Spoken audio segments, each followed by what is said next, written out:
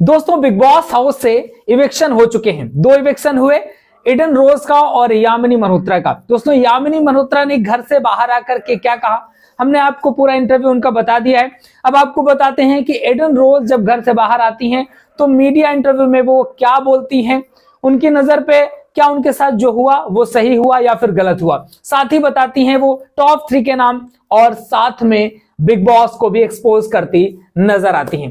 भाई एडन रोज घर से बाहर आती हैं, देर रात इनका इविक्शन किया गया। मीडिया इनसे क्वेश्चंस करती है, बहुत सारे क्वेश्चन होते हैं जिनमें से सबसे पहला क्वेश्चन किया जाता है कि एडन आप इतना अच्छा खेल रही थी या इतनी जल्दी आपको कैसे बाहर कर दिया गया, आपको कैसा लग रहा है बाहर आकर के। बोलती है मुझे बिल्कुल भी अच्छा नहीं लग रहा है, मेरे साथ अच्छा नहीं किया गया है और मेरे साथ बहुत अनफेयर तरीके से मुझे बाहर किया गया है, मुझे अनफेयर करके बाहर निकाला गया है, क्योंकि मैं बाकी जो लोग अभी तक घर पे हैं उनसे काफी अच्छा गेम खेल रही थी। तो ऐसा एडन रोज बोलती नजर आती है कि घर में जो बाकी सदस्य हैं उनसे मैं काफी अच्छा खेल रही थी।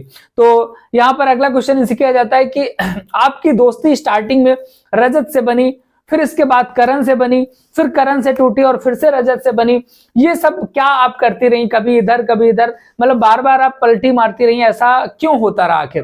तो ये बोलती नजर आती हैं कि करण से मेरी दोस्ती बनी थी लेकिन जो है प्रॉपर दोस्ती नहीं थी।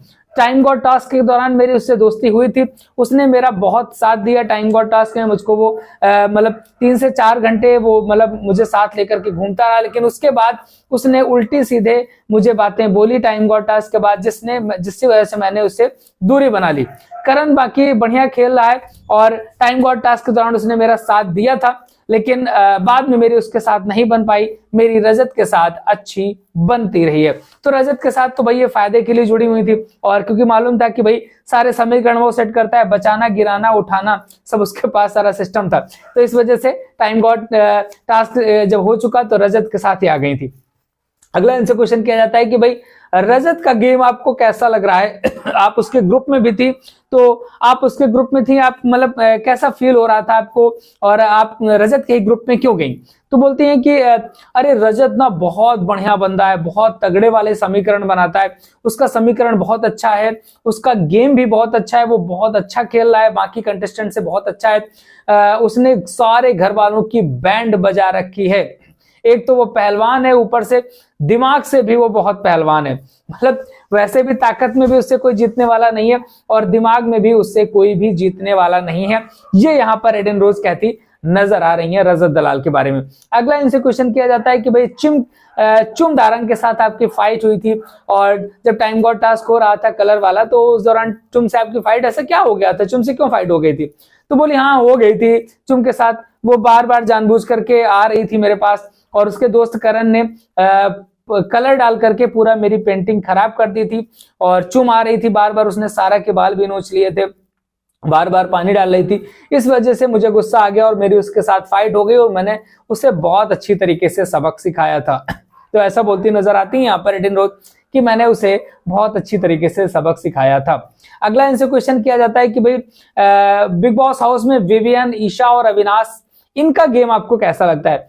तो वो बोलती नजर आती है कि ये तीन के तीनों बहुत दिमाग लगा के खेल रहे हैं, तीनों एक दूसरे का सहारा लेकर एक दूसरे को सेफ करते चले आ रहे हैं। अविनाश और विवियन ने एक दूसरे को नॉमिनेट किया, ये भी इनका एक गेम प्लान था, इन्होंने गेम प्लान से ही एक दूसरे को नॉमिनेट किया था और ये केवल ग्रुप में ही खेल रहे हैं, अपना आपस के ग्रुप में ही कर रहे हैं, ग्रुप से बाहर निकल कर खेलें, दूसरे लोगों के साथ खेलें, तब इन्हें पता चले कि हमारी असली लड़ाई किससे है। तो ये बात तो भाई ठीक है, ग्रुप से काफी हद तक मतलब ग्रुप में ही घुसे रहते हैं, ग्रुप से बाहर निकलने की कोशिश नहीं करते, ये करना चाहिए इनको। अगला इनसे क्वेश्चन किया जाता है कि भाई शिल्पा, चुम और करण का ग्रुप आपको कैसा लगता है। तो बोलती नजर आ जाएंगी शिल्पा जी जो है, जो मेरे हिसाब से बहुत ही चालाक हैं और उनको मेरे से पहले भी बाहर आ जाना चाहिए था, वो बहुत चालाकी करती नजर आती हैं, वो केवल करण और विवियन के साथ ही अपना गेम सेट किए हुए हैं, उन्हीं के कंधों में बंदूक रख करके चला रही हैं। और अगर हम बात करें चुम की, तो चुम का भी कोई विशेष गेम नहीं है, वो करण के सहारे आगे बढ़ रही है, सभी एक दूसरे के सहारे गेम में आगे जा रहे हैं, ऐसा बोलती नजर आती हैं यहाँ पर एडन रोज चुम दारंग के बारे में। तो भाई अगर ये देखा जाए चुम का तो फिर भी ठीक ठाक गेम है, लेकिन हाँ अगर शिल्पा के बारे में आपने ऐसा कहा है तो निश्चित तौर पर शिल्पा ऐसा करती नजर आती हैं। तो इस हिसाब से एडेन रोज बोलती नजर आती हैं चुम और यहाँ पर शिल्पा के बारे में। बाकी एक एक अपडेट लगातार दोस्तों हम देते रहते हैं अपने चैनल पे, तो चैनल को सब्सक्राइब तो कर ही लीजिए। इसके अलावा सबसे पहले कोई भी डिटेल अपडेट आती है तो हम इंस्टाग्राम पे रील के माध्यम से जानकारी दे देते हैं, तो आप हम इंस्टाग्राम पे फॉलो जरूर कर लीजिए द गुप्तचर 2.0, जहां पर हम सबसे पहले अपडेट देते रहते हैं। अगला क्वेश्चन इनसे किया जाता है कि आपने श्रुतिका को टाइम गॉड बनाया था, लेकिन उसने रैंकिंग टास्क के दौरान आपको ही धोखा दे दिया। यहां पर आप रैंकिंग टास्क के दौरान पहले भी जा सकती थी। बात तो सही है, पहले भी जा सकती थी।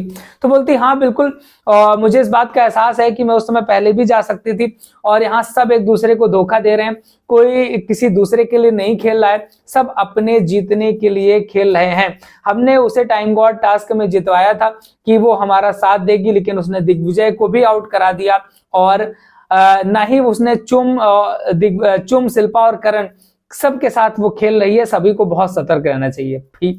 श्रुतिका के लिए क्या ना कि लास्ट में श्रुतिका की अच्छी खासी बैंड बजवा दी सलमान खान ने, जैसे कि सारे के सारे जो बंदे थे ना उनके माइंड पे वो श्रुतिका के लिए निगेटिव बातें बैठ गई, और यहाँ पर ये यामिनी और ये दोनों तो निकल करके एडेन आ गई, तो इनको तो बस अब श्रुतिका ही सबसे बड़ी विलन नजर आएगी।